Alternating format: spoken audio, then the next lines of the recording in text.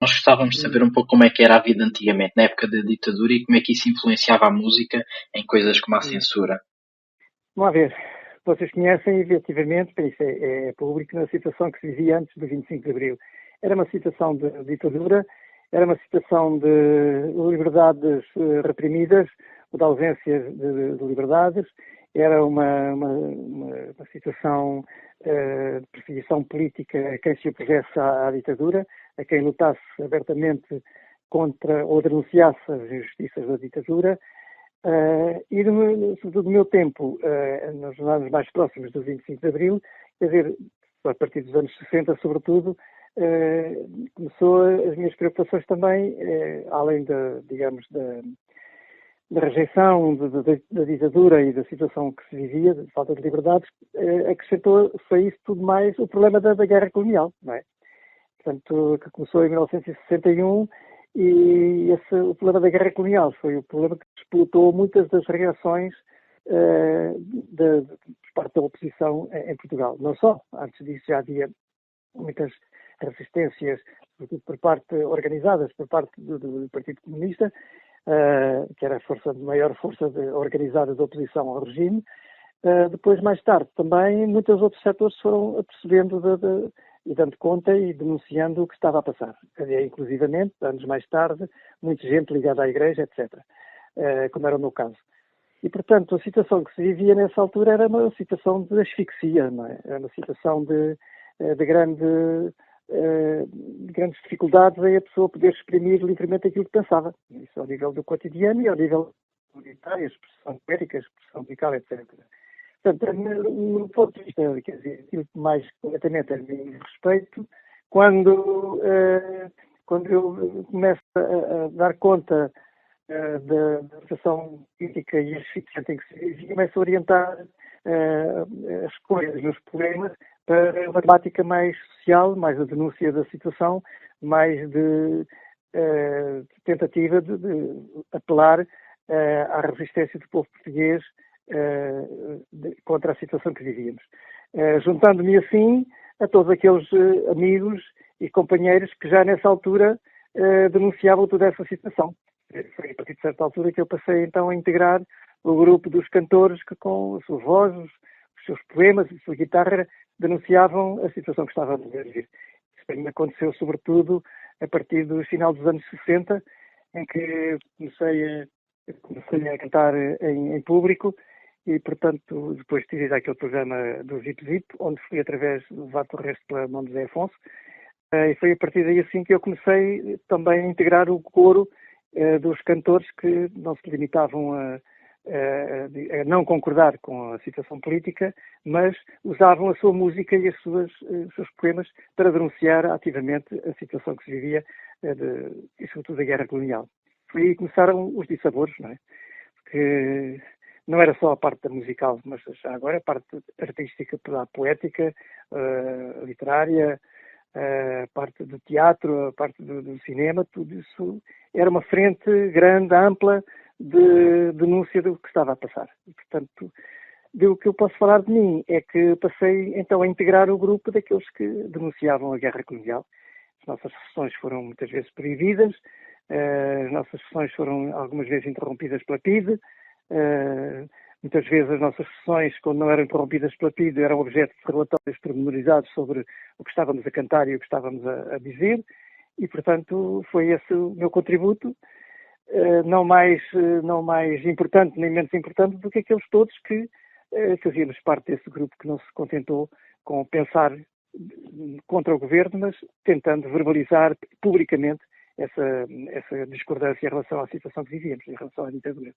Portanto, foi esse o meu papel e foi isso que eu achei que, para não me acovardar e para não ficar de fora desta luta, achei por bem, foi esse o caminho por que eu enverdei, não é? Uhum. Só antes de passarmos à próxima pergunta, queria lhe perguntar especificamente se teve algum problema direto com a censura, alguma música ou poema ou artigo seu que foi censurado. Não, eu tenho uma quantidade enorme de relatórios. Eu depois do 25 de Abril, fui à Torre do Tombo à procura do meu dossiê da PIDE e lá encontrei uma série de relatos, de relatórios de situações onde eu estava, onde eu tinha ido cantar, onde é denunciado o que eu disse, onde é outras sessões, por isso simplesmente, outros relatórios onde se diz que eu sou proibido de cantar, etc. Tenho imensos documentos desse género, que eventualmente vos poderei facultar algum, no sentido enfim, demonstração cabal de que, como nós éramos proibidos de cantar, não é? E às vezes até ameaçados de prisão, como aconteceu uma vez que eu me lembro que ia cantar ao entroncamento e a polícia proibiu a sessão, proibiu-me de cantar, não é? E eu, quando as pessoas se reuniram na sala, e depois isto para não relatar os pormenores todos, também alguns bem curiosos, quando as pessoas se reuniram na sala, que estava lá o sargento da guarda e depois a pessoa que tinha organizado a sessão, que de resto era o prior do entroncamento nessa altura, isto foi em 69, salvo erro, ele disse: está aqui o sargento da guarda para prender o Fanhais caso ele abra a boca para cantar. Não é? E nós demos a volta à situação. Quando tomei a palavra, disse: eu estou aqui proibido de cantar, está ali o sargento para me prender se eu cantar o que quer que seja, mas vocês não estão proibidos de cantar, nem eu estou proibido de falar. Portanto, eu disse assim: se eu agora pudesse cantar, eu cantava um poema que diz: cortaram as asas ao roxinol sem asas não pode voar. Pronto. E quando eu disse a letra desse poema, o pessoal começou a cantar. E cantaram eles em vez de mim. A seguir, disse: bem, agora se eu pudesse cantar, cantava um poema que diz, tem um refrão que diz: vemos, ouvimos e lemos, não podemos ignorar. Eu não posso cantar, mas vocês podem cantar se quiserem. E o pessoal todo começou a cantar o refrão: vemos, ouvimos e lemos, não podemos ignorar, etc. Portanto, demos a volta à situação. O sargento da guarda estava enfiadíssimo, coitado, mas pronto. Correu tudo bem, porque as ordens dele foram cumpridas. Eu não cantei, as pessoas cantaram e, quer dizer, o resultado final foi 1000 vezes superior àquilo que teria acontecido se eu efetivamente tivesse cantado, porque a revolta instalou-se nas pessoas e as reações foram completamente de repúdio à situação que estávamos a viver, não é? Portanto, este foi um pequeno exemplo que eu dou de uma situação vivida, daquela que eu me lembro agora assim de repente, não é? Sim, pois realmente foi um momento mesmo memorável, não é? Pois foi.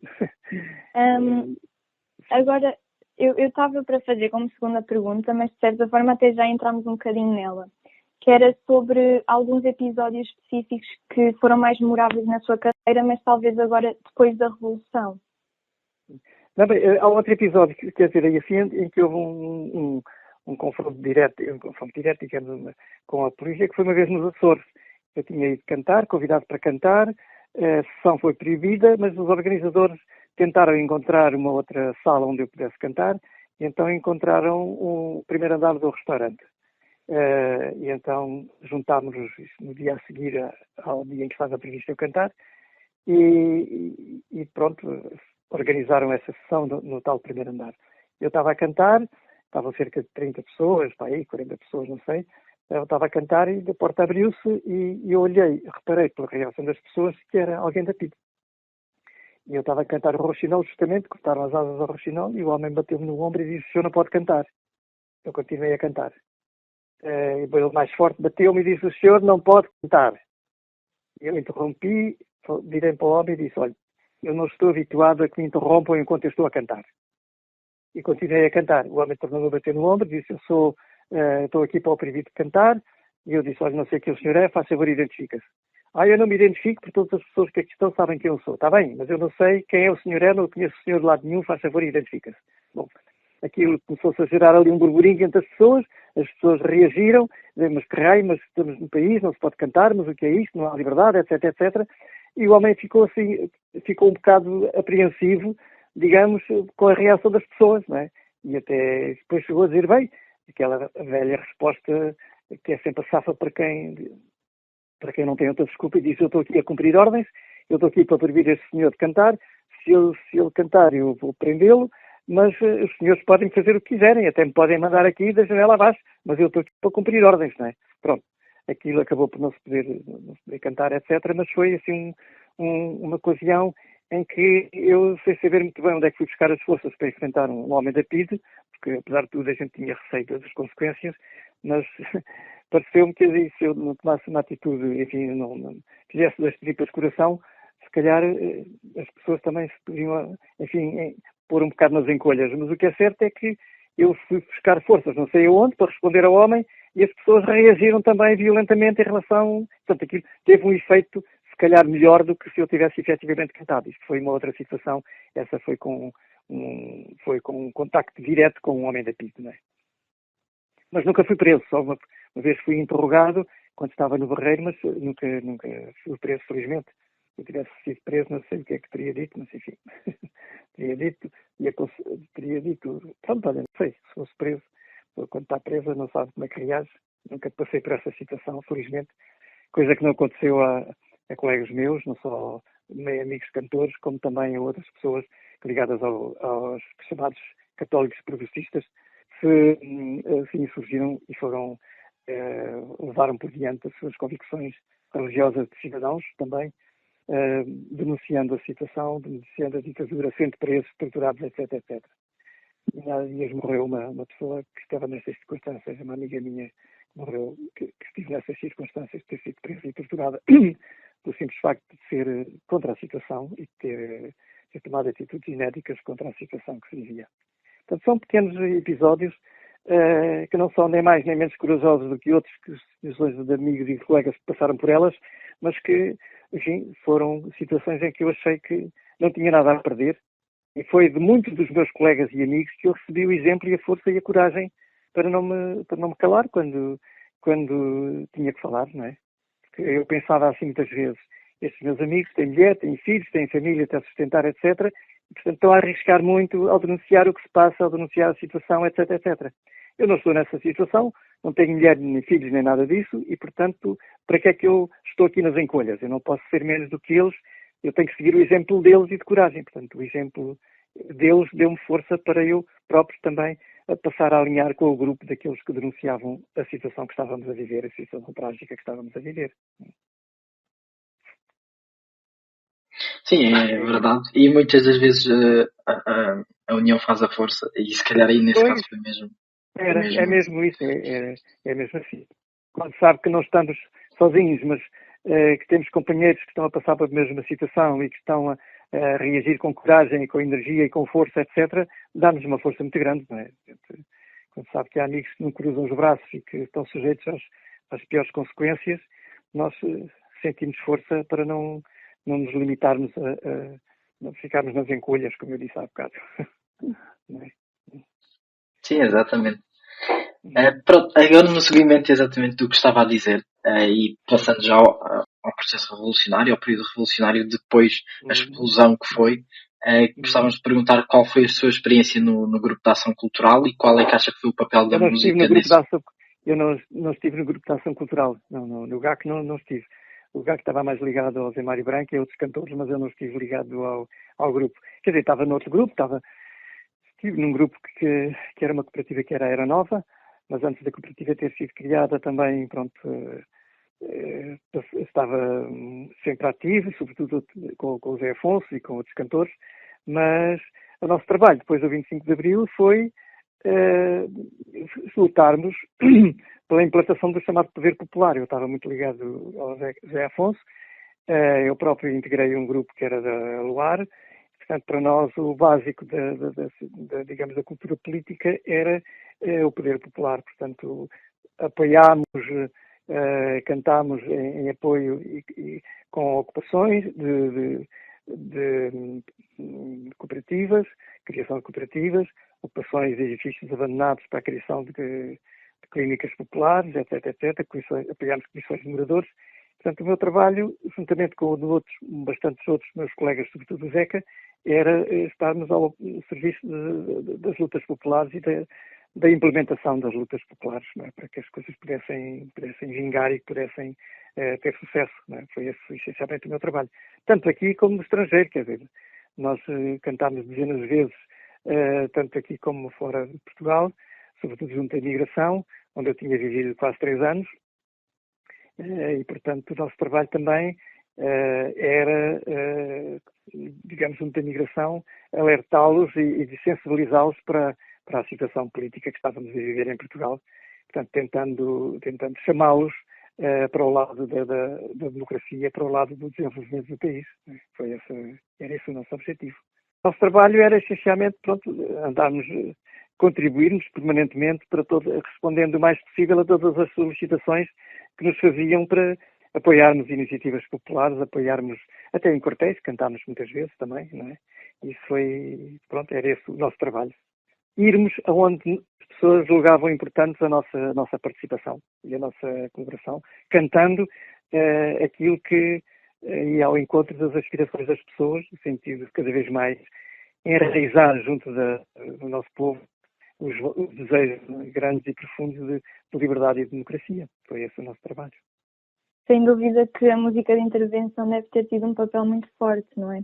Mesmo depois da Revolução, principalmente. Pois, era assim uma espécie de uma mola. Nós sentíamos, tanto antes como depois, que ao cantarmos certos poemas, as coisas correspondiam a anseios fortes e profundos das pessoas, não é? E, portanto, o nosso trabalho era esse, era acalentar cada vez mais no coração, na mente, da inteligência das pessoas, este desejo de que a Revolução não fizesse marcha atrás. Era um bocado esse o nosso objetivo geral, digamos assim, ao cantarmos onde quer que fosse. Sim. Agora pensando, se calhar assim, numa pergunta mais geral, que é mais ligada com a quarta, se há alguma lição que acha que nós podemos tirar dessa época, quer do processo revolucionário, quer depois, que acha que podemos tirar agora para a atualidade e para, mais pensando nas pessoas que nos estão a ouvir e que ainda seguem e acompanham questões desta época, digamos assim. Sim. Eu acho que nos anos de 25 de Abril era relativamente fácil, digamos, apesar de muitas divergências políticas, era relativamente fácil nós encontrarmos, digamos, laços de unidade e de convergência e de cooperação com outras forças políticas. Porquê? Porque o inimigo, digamos, era comum e era bem visível. Era a falta de liberdade, era a censura, era a PIDE, era a guerra colonial, era, do meu ponto de vista também, a enquanto padre, que fui ativo, praticante durante 6 anos, era também a denúncia da cumplicidade e do apoio que a Igreja dava ao regime político, porque não nos devemos esquecer que o mais forte apoio moral que o regime tinha, vinha por parte da Igreja, obviamente. Eram trocas de favores, a Igreja, com o apoio que recebia por parte do governo nas missões em África, que a Igreja retribuía, digamos, silenciando cobardemente o que se passava em relação, por exemplo, à guerra colonial, não é? Portanto, era fácil, digamos assim, detectar um inimigo comum, encontrarmos convergências e pontos de contacto e pontos de ação comum em relação à ditadura e ao que estávamos a viver. Portanto, é natural que haja divergências. Agora, quando nós sentimos que há tão graves injustiças no país, perguntamos-nos porque é que às vezes é tão difícil haver convergências das forças de esquerda, por exemplo, para encontrarem pontos de ação comum, encontrarem pontos comuns na programação partidária, de maneira a sermos capazes de vencer toda a situação que estamos a viver, que é, por exemplo, o predomínio cada vez mais do capital sobre o trabalho, o desemprego, os recibos verdes, a precariedade no emprego, tudo mais, os monopólios, os interesses estrangeiros que se manifestam em Portugal, o que acontece a grandes empresas que deviam ser controladas pelo Estado e que estão cada vez mais a cair nas mãos de entidades estrangeiras, etc. E, portanto, há de haver um momento em que as pessoas, de facto, isto é o que eu desejo, não é? Que as pessoas vão encontrando caminhos de convergência, caminhos de unidade, caminhos de ação comum no sentido de podermos encontrar melhores formas de governo para o país, não é? E, portanto, as dificuldades são bastantes.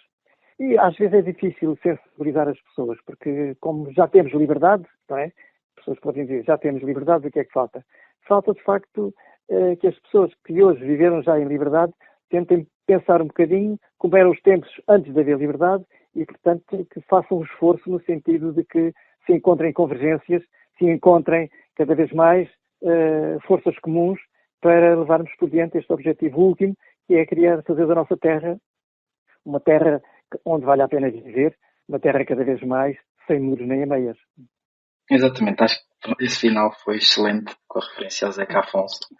Mas nós gostávamos só de fazer uma última perguntinha, que é onde é que o senhor estava no 25 de Abril e como é que se sentiu quando soube da notícia da Revolução? Eu estava em França, fui para a França em abril de 1971, de resto fui com o José Afonso e com a Zélia, ele ia para Paris trabalhar com o Zé Mário na preparação do disco que depois veio a gravar em outubro e novembro de 1971, o Cantigas do Maio, justamente. E então eu estava cá em Portugal e estava numa situação um pouco complicada. Estava previsto de exercer as minhas funções de padre, estava previsto dar aulas de moral, que era professor de moral no Liceu do Barreiro. Nas minhas aulas a gente falava de tudo e até de religião, digamos assim.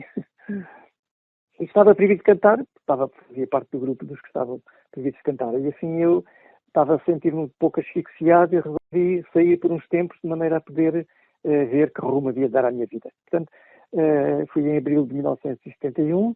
Entretanto, em outubro e novembro participei na gravação do Cantigas do Maio. Né? Sou uma das 4 vozes, a última viva, que fez a gravação da Grândola, entre as outras músicas que compõem o LP. Portanto, os outros que gravaram eram o Zeca, obviamente, o Zé Mário Branco, o Carlos Correia e eu. Éramos os 4 a gravar a Grândola. Era que no dia 25 de Abril eu estava em França, esperando que as coisas mudassem em Portugal, porque em novembro de 1973 tinha sido preso uma série de amigos meus e aí disseram-me, pá, aguenta aí, não é a altura de voltares para Portugal. E eu aguentei até que aconteceu o inesperado 25 de Abril de 74. Eu telefonei nesse dia a um amigo meu, a propósito, enfim, os assuntos que já não lembro quais eram, e ele disse-me, pá, passa-se em Portugal alguma coisa, não sabes o que é que se passa? Eu disse, não faço ideia nenhuma. Pá, um golpe de Estado, aquilo anda em grande revolução, está tudo virado do avesso, grandes confusões, grandes barafundas.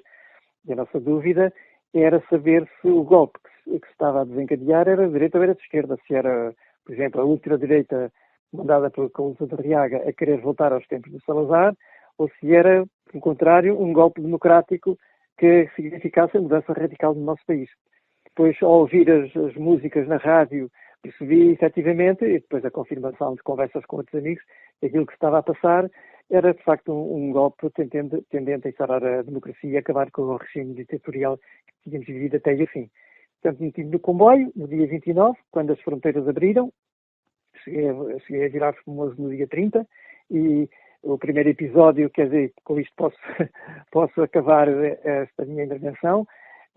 Cheguei no dia 30 de abril à estação de Vilar Formoso, era uma manhã fria, não havia ninguém, a estação estava completamente deserta, à exceção de um cabo que andava na estação, batendo os pés no chão por causa do frio, e com uma espingarda a tiracolo, ou ao ombro, já não sei. E então ninguém foi autorizado a sair do comboio.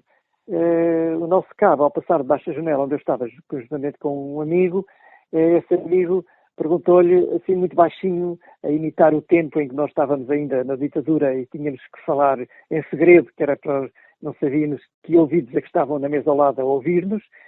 Falou assim baixinho para ele e disse: ó nosso cabo, diga-me lá, onde é que estão os pitos? Estava a brincar, obviamente, não é? O nosso cabo, ou porque não estava a brincadeiras ou não percebeu a piada, não é? Levantou a espingarda ao ombro, a espingarda acima, com a mão bem alta e disse num grito: ó amigo, fala alto porque isto agora é um país livre. Não é?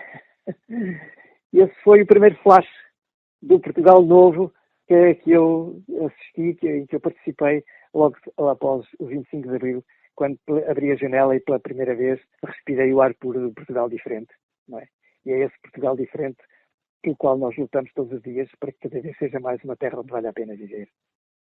Aquele grito do homem do nosso cabo, o que me levou a pensar, uma coisa importante é que as pessoas que estavam a fazer a revolução, os que estavam a participar no tudo 25 de abril, etc., era gente consciente do que estava a fazer. E a prova é que aparentemente a gente diz assim, se calhar os soldados não sabiam o que é que estavam a fazer, estavam mandados pelos capitães, pelos oficiais, etc., etc. Mas este nosso cabo foi a demonstração direta e imediata para mim de que os que estavam a fazer a revolução, que estavam a participar militarmente da revolução, sabiam o que estavam a fazer, sabiam quais seriam as consequências da sua ação e estavam entregues de alma e coração à mudança radical do nosso país. Isso para mim foi o sinal mais óbvio, a leitura mais imediata que eu fiz dessa expressão quando ele diz: o amigo fala alto porque isto agora é um país livre. É verdade. Sim, Pronto, sem e dúvida. para isso é que nós aqui estamos, exatamente também para promover um pouco de consciência e a história. Está bem. Muito obrigado Ok, pelo pronto. prazer da entrevista. Sim, senhor. Muito Bom trabalho para obrigada. vocês. Bom trabalho para vocês, não é?